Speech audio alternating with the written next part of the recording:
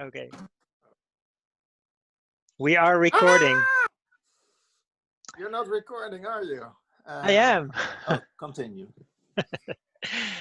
Hey, Remko, how are you doing? I'm doing well, thank you. It's great that you can be here in this little interview series that I'm doing. Could you maybe briefly introduce yourself, who you are and where you work? Sure. Okay, I'm Remko. I'm a professor of co-design at Hogeschool Utrecht, Utrecht University of Applied Sciences, and very interested in how you can use designerly ways of working and co-design as a means to help change happen in organizations, in systems, in the neighborhoods, that kind of stuff. Yeah, in the great. hospitals.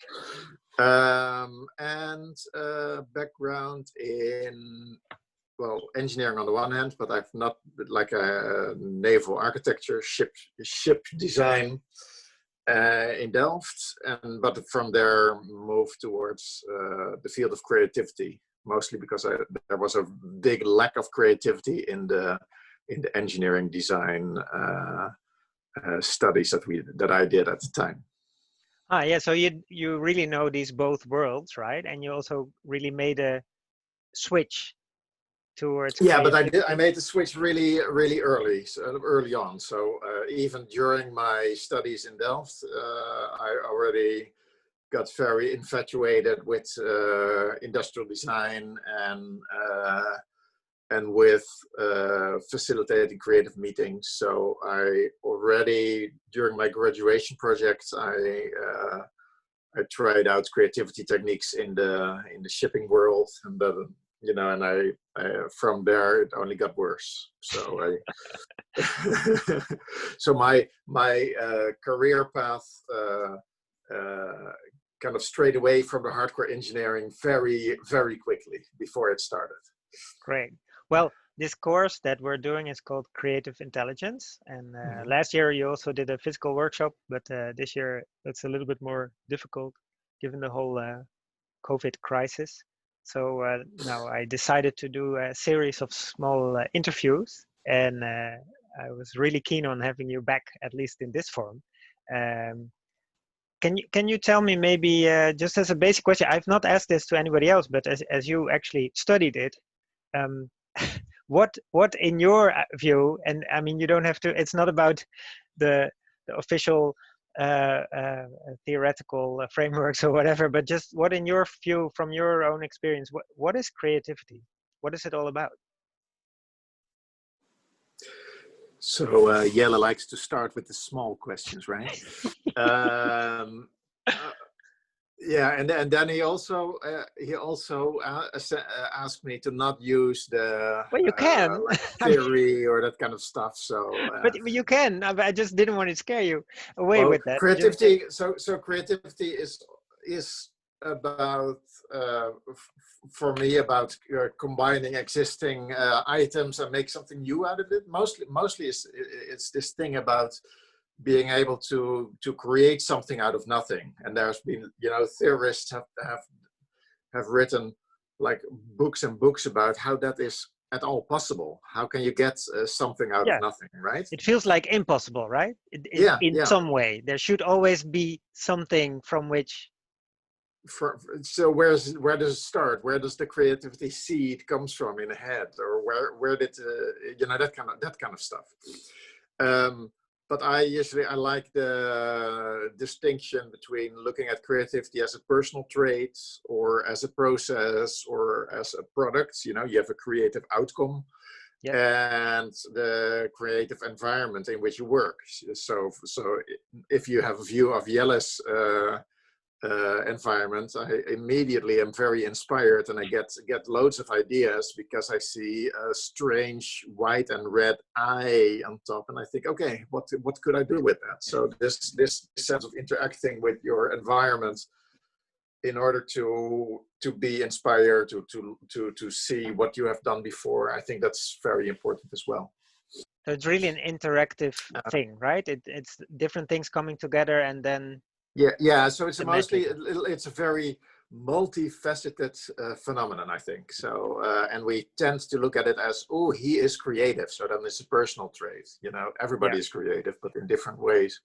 Or Mm. they think, oh, that's a creative product. That's an outcome of a creative process. But what makes something a creative product? There's also like loads of theory about that. So the saying goes like, okay, so creativity is something new, but then if I go into the woods and make like a very weird cry and nobody is there to hear it, it might be a very new and unique utterance of sound, but is it creative? So there's something about usefulness as well that usually that's connected. Yeah, exactly. Not just weird or strange, Right. but then again, people, there's a meaning to it, and people will. You have to have somebody else saying Yeah, right, that's or creative. Yeah, that's there creative. should be Yeah, a exactly. So there's something interactional as well. interesting.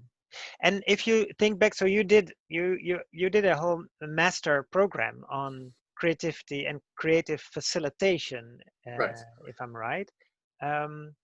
What was that about? What kind of things did you learn there, or how was that program? Well, pretty much what we've just been talking about. Okay, so Okay. I just graduated from, or at the time it was like the mid '90s.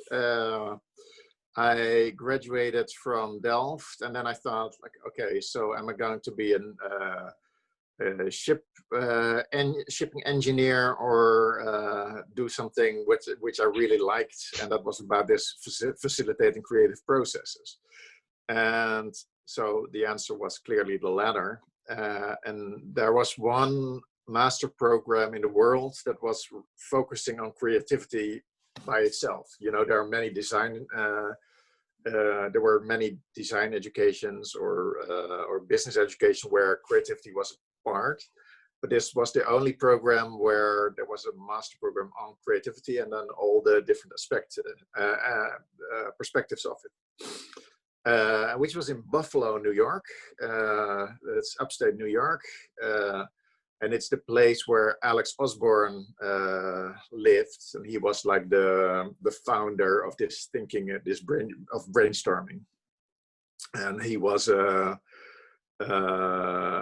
advertisement executive, and he was really he got really, this is like in the late 40s, and he got really frustrated with if they had to come up with new ideas about a commercial or something, that people would sit in a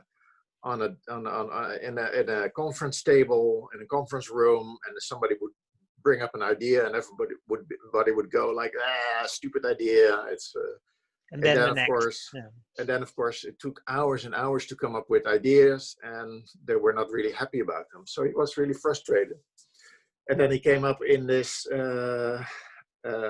Maybe I get to, if I'm being too lengthy, or then you just start yelling, right, Jelle? No, I think this is great. I mean, this is the history of it, right? Okay, so he came across this Native American ritual called Prai Bashana or something, where if there was a really important problem that they had to work on, the whole tribe would enter this big teepee, and as the moment you enter, you were not allowed to criticize. So it was an area where ideas could be vented without them being cut down immediately. So that's he took it from there, and so that's where this brainstorming, or at least separating divergent thinking and in generating many options, and from there convergent thinking, selecting options, kind of came from. Postponing the judgment of the ideas until Right, you have right. really a lot of them, and you can really compare the whole space of ideas. Yeah, and now he, so he kind of compared it to problem solving, like in America, if you have a problem, you go and look in a catalog.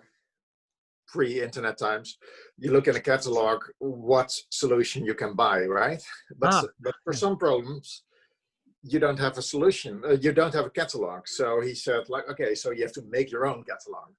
So it's about generating a lot of options, and then you can see, like, oh, I like that one best. Now, of course, that's a bit, especially with the complex problems that you guys are facing. I think it's not so easy as that. You know, this works if you're thinking of, you know, new flavors for chips, or ways to make pizza, or I don't know, names for toothbrushes. I was involved in a project like that, but very, very frustrating, by the way.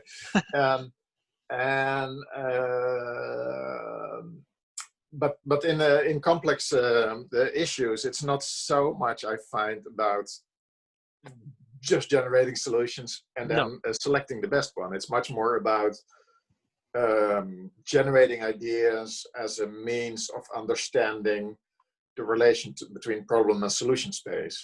Yes. Dorst and Cross, 93, I think. I think we have that in the literature list. At least we have some papers of Kees Dorst. And he will also be coming at the end, I hope, because he's in the Netherlands. So he will. Oh, cool. Nice. Actually pay a visit if he can. Yeah. Oh, cool. But it's for me, it's my understanding of creativity has kind of like changed in the past 15 years or so, about from this kind of like rational problem solving perspective of generating options and then selecting, towards more of a exploratory way of getting a grasp and making sense of complex situations by trying to understand the problem, doing research, talking to and with people, being in an environment where this is about, and at the same time about generating options and kind of exploring the solution space. And can you say more about how it is different? So I think that's very important to see this switch from how you think about it now. So one thing I hear you say is that doing research and talking with a lot of different people from different backgrounds is an aspect of this new way of dealing. Well, I think that's not necessarily not the key thing. Well, I think in both approaches you can talk with a lot of people, but like kind of like the Buffalo way of doing things, or the traditional way would be, okay, so I'm doing research. Let's see, and then I gather a lot of data that and material that I'm going to work with, and then at some point I say, okay, that phase is done, and I'm using the material to kind of make sense, get insights, generate ideas, go to prototypes. So these are different phases. Maybe at the end you go back to the people that you want to work with about or that you're working for, and see, like, hey, do you like this solution? And that's very well if it's not too complex of a task. But if it's a really complex situation where there's less of a direct link between you know, what you put in the system and what's the outcome, it becomes more the process becomes much more about getting grip on a situation, and then it's much more useful, I think, and many with me, to have this continuous dialogue between what you're making and what the world needs, you know. So both the separation between the analysis, the research, the traditional research, and more Right. the generation of possible solutions and the what is traditionally the creative part. You mix those, and you Right. also bring in the people. And it's much, yeah, exactly, and it's much more a learning process. I think that's that's maybe the most important, that it's more less than a production process, it's more of a learning process. So Yes. each step, it's also about reflecting about, okay, so what do we know about the situation now, and what could be the next useful steps, framing, And reframing, that kind of stuff. exactly. And what I liked how Bill Buxton, he has this book, Sketching User Experiences, but I liked how he mentioned it's more about this way of getting an understanding of a situation and generating new options as a way of like meandering between problem and solution, rather than generating a lot and then selecting, you know. yes. It's also this possibility of leaving multiple options or pathways open for a bit, rather than cutting it back to one and then you know, developing that towards a solution. So could you also say, I know that you've said in the past also many times that the problem and the solution co-evolve, right? So I guess this is what you're now describing as well, that in traditional creative problem solving, the problem at some point is clear, and then you're going to creatively solve it, right? But Right. in the process that you describe now as a learning process is that you also gradually learn what the actual problem really is as you go about trying to solve it with all kinds of creative Right, ideas. and of course the problem in very complex or wicked situations, the problem also changes when you think with the solution, right? So you think you have a solution, but then just the problem kind of shifts a little bit. Like, can you give an for example instance, of that? if you in the let's see, okay, so you make it very difficult for let's see which what we had an example. One of our PhD students is working on with student hotel on their bike sharing facility that they give, and the question is about how can you help to create more like ownership or this sense of responsibility for the materials that you use in the bike sharing service, right? So rather than throwing it to the side or not caring. But at some point it came, so if you make it a bit more difficult to use a shared bike, one way or the other, before you know it, people will start using Ubers. So the goal is to alleviate the traffic. Yeah. And at the same time, so that was also I think the goal of Uber was to get less traffic on the road, so the less congestions, because people, you know, fewer cars can be on the roads continuously. But so they thought that was a nice solution, but it ends up that it helps congestion, because nowadays there are a lot of Uber cars driving from trip to trip empty, and thus congesting the traffic even more, and also bringing people who would otherwise take public transport towards the private transport kind of sector. Yeah, so the solution is always also a new intervention into the world, and then it starts changing the whole situation. Right. Yeah. So then there are side effects that are unintended, and that's not necessarily. We see that as a mistake very quickly, but it's also how things work. You can't predict everything, so it's much more about, okay, so we bring an intervention. Get a sense of what it does in the world, and then from there being able to kind of shift and take the next step. Yeah. So this relates, I guess, to this idea of complexity. If the problem is really complex, Right. the only thing you can do is sort of probe it, make a small intervention, and look very closely at how the system as a whole responds.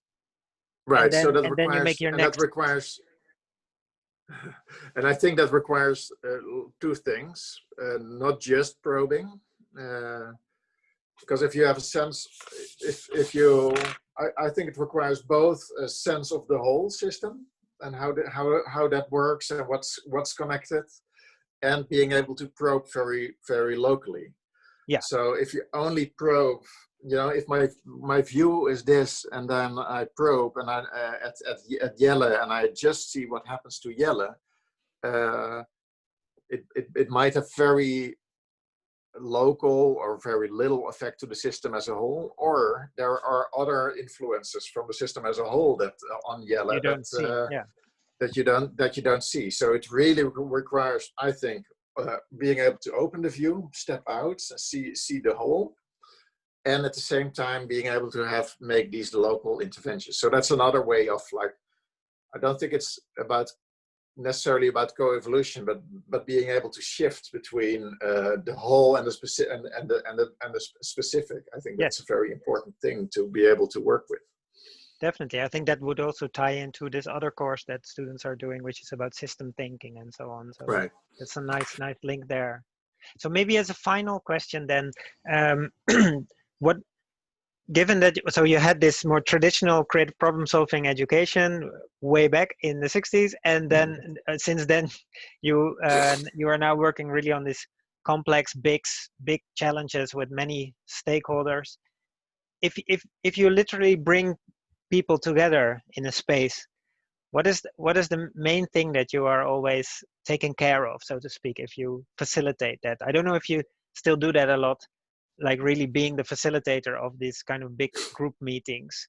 But what would be important mainly, so given the things that you've just been talking about, Okay. and you bring it really to a concrete, like there's a session, like it's an afternoon, people are together, there's the municipality, there's the scientist, there's the farmer, we're doing a project on nature, so it's about the Veluwe area. So all these people are together in the room. Are you doing that project at the moment? Yeah, that's this year, but maybe cool. Next year is another one. But now that we're recording this year, it's this project. What is important there?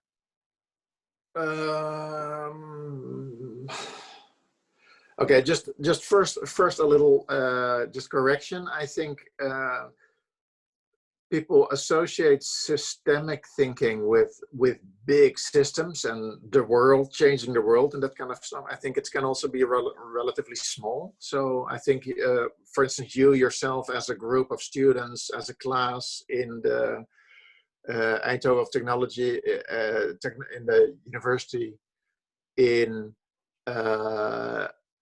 you probably act like a complex system by yourselves as well. Sure. And interconnected with your other systems, for instance, your student house or your family and that kind of stuff. So I think we as a research group are more interested in like the micro or meso, like not too huge systems. See how you can apply system thinking and design thinking in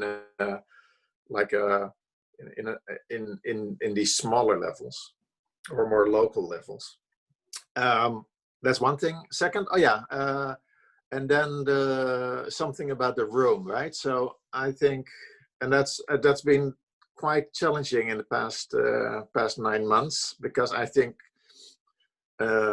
there's huge power in bringing people together in a room and being able to use the environment face to face, being able to use like the full communication and full sensitivity of people in the room. So it matters if I'm close by a person or further away, and people have a natural sense of understanding that. So you can really use yourself as a like a multisensory instrument for sensing where the group is going. So I think that's important. I think using kind of what I showed before, like Jelle's room. I think mine is not that interesting at the moment. This is my son's bedroom. The using the room as a shared visual memory, if you like to think of it cognitively, or a shared scaffolding where you can kind of like build understanding together, and also being able to refer back to it. So I can point out, you know, what we talked about just there, and instead of having to kind of scroll back through your meeting notes or whatever and being totally out of the now, you can be at the same time in the moment, in the process, and refer back to something that you did together earlier, and bring everything that was related to that back into the conversation right now. So I think that's really important. And we're doing a lot talking about getting an understanding of the system as a whole. That's what we're trying to play with at the moment, of like, how can you create kind of like organize or curate the information in a room, for instance, in a design sprint, so that it remains like valuable information, rich information that you can work with in the creative process. Yeah, that's really great. So in these two levels that you talk about, so the big overview of the system, even if it's not a big system, but the high level and the micro level, you both want to, you use the space in principle, if you can, if there's not a crisis of COVID, you use the space to represent those, right? To get an understanding of that, yeah. So like being able to see the whole, and also get an understanding of, okay, so what's almost more on an energetic level of what's how people relate to each other. So there's this saying about trying to bring the system in the room. So if you're working with the people in the of the municipalities, with the forest people, I don't know, industry, getting a similar amount of complexity in the room in which you're working really helps to get valuable options for trying out in the real world, and representing it. You know, whatever is in the room is not exactly the same as what's happening outside, but it can help as a way of understanding, of prototyping relationships between people. And that's something that we've been playing with a lot lately. Of course, we're going over time, but whatever. So for instance, I have all the Legos of my son here next to me. That's right. So also online, we are kind of trying to kind of like play with, if you have like representatives of people. So here's the big bad industry, and then you have your the kids who like to play in the neighborhood. You can kind of like see, okay, so how just to get a sense of relationships, distance from each other, that also really helps to understand the dynamics within a stakeholders system, rather than making it very static by just making graphic representations. But maybe that's a whole other topic. No, but this is great. No, we actually we sort of go through the whole body, if you wish. So we talk about visual, but also we do theater enactment, try to do, at least to think about how to do that exactly. And working with technology, tinkering, making stuff with scrap materials, you know. So we do the different senses in a way, Cool. to try to make as rich as possible toolkit that really goes beyond talking, sitting around the table and talking, because that's always the default that we start with, right? And that we want to get away from in a way. Right. So that's maybe one thing that also, if you advise, if you ask for advice regarding doing creative meetings, I think Do you have using any your, advice, Remko, for creative meetings? I think using and trusting your body, so also your physical experiences as a telltale for what's happening in a group is also very important to kind of like play with. You know, you get a unease sometimes, or a feeling of like something is wrong, or your skin starts to feel like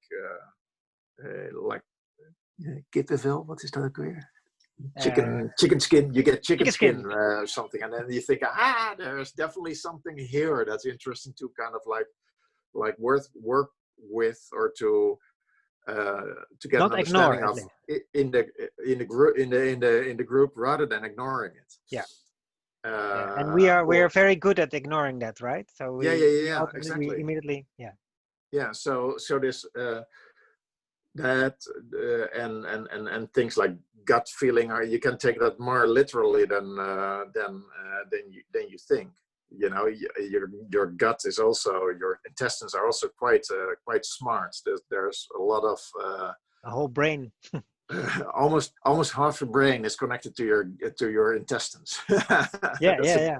Well, quite a lot. I learned it's like the third biggest neural cluster in your body, right? You have your head, your heart, and then your intestines. So it was actually on Klokhuis, the children's educational program yesterday or something. Yeah. Oh, cool. About exactly this. So your senses can tell you more than you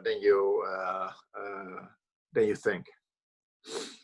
So as the final tip is timekeeping. We're not good at that, but it was so interesting to talk to you, Remko, about all these things. I think we're over time, but I hope you promised me okay another minute, a couple of minutes, but we already had those minutes. No, it's fine. No, I mean, but we can talk more. But then at least I'm now going to say to everybody watching that this is the official part has ended, and then we can have some we can have some bonus minutes after if you want. Thank you for the official part. You're very welcome, and good luck, everybody. It sounds like a really wonderful program that you're in. So I'm jealous. I hope so. We will publish the results or get back to you on what they actually did. Okay, cool. Thank you very much. Hey, and about the bonus minutes, one thing that always strikes me, I know you quite for a long time already now, that you are one of those people that immediately grabs things or works with what is there, right? So the Lego, what you see in my screen, but it's right. You would always do that, right? That's also, can you learn that, or is it also? It's also in a way a bit of still a talent, right? For me, it's part of being creative, that you don't have this fixed, and you only fix with what you have in your head, but you see something and you just respond to it on the spot, so to speak, or you grab what you need. Or right. So is it a talent or is it a curse? Curse, yeah. I remember. Okay, so I'm always tinkering or playing with my hands, or seeing stuff, or indeed trying to kind of like explain things by means of things that I see around me, and then kind of like fail halfway through and try to kind of like work my way through to get to a good result of helping people to understand things. So. Of course, you can learn that, you know, like I think the course in Buffalo was very much about, okay, you getting there's also some research on how, that you can kind of like train your creativity. So being it's not sensitive to. Yeah. So the more you train associative thinking, so like you see a milk carton and you think, okay, so what does that tell me? Milk, yogurt, cows, butter. The more that becomes natural to you in your regular ways of thinking. And sometimes that helps. Sometimes it's can be a bit difficult if you need to be very strict going towards one end result. So some people think I'm very irritating as well in courses or in meetings, because especially after in the afternoon or after a certain time, I start kind of like bringing in random objects or that kind of stuff. And sometimes it's helpful to kind of enlighten the mood. Sometimes I think people think it's distracting.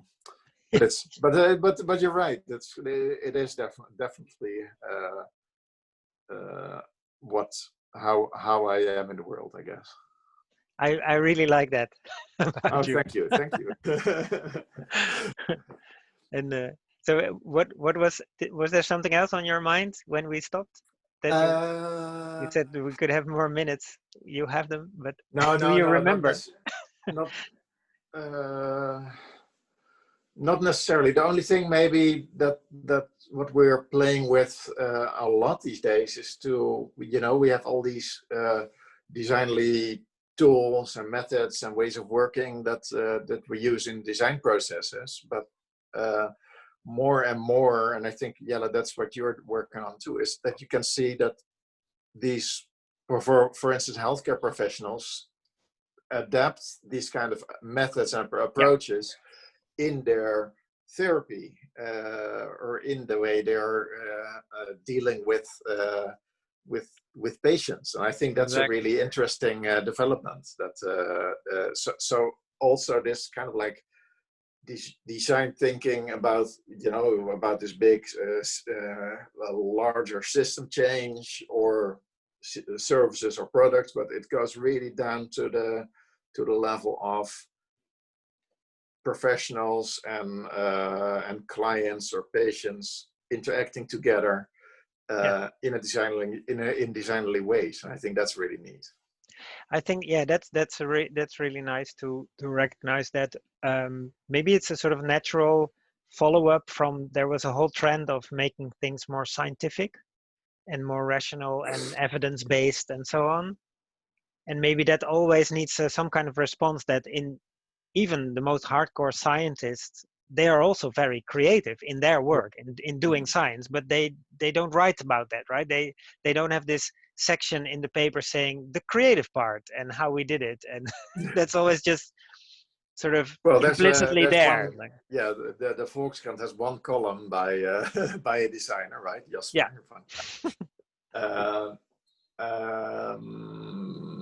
Maybe there's more recognition slowly growing for that all professions and all practices have a creative part, and we tend to sort of quickly talk over that with the rationalizations afterwards, but there's this part where you really try to figure it out and you don't know yet what the solution is.